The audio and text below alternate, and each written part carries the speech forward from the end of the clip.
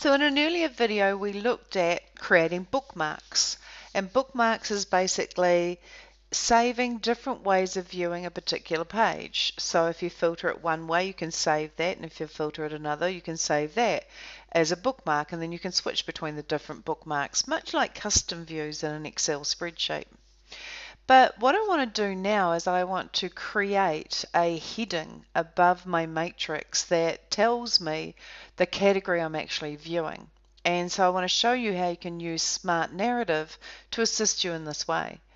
First of all, I'm just going to click a blank part of the report canvas, and on the visualizations pane I'm going to go for my Smart Narrative button, and I'll just click that.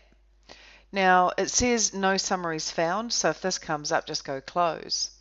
And what I want to do here is add a value, and then you type a question. Well, the question I'm typing is simply that I want category, and there is category there.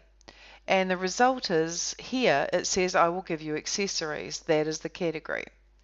I will therefore decide, okay, I need to format this, so I'll go save first of all, and I need to format this to look larger. So I'm going to drag over accessories or click on it and increase the font size to say 20, or I might actually take it even higher so you can see it 40. Oops, now it's not doing it because it's not actually selecting the text, and then choose say 20. There it is, accessories.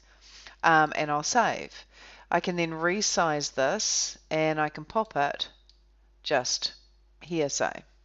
And so the whole idea is now if I choose the bookmark bikes, then it changes to bikes, and if I choose clothing it changes to clothing, and if I choose components it changes to components. So we're using a smart narrative to give us text that reacts to the fact that we're changing the category. So that's quite handy.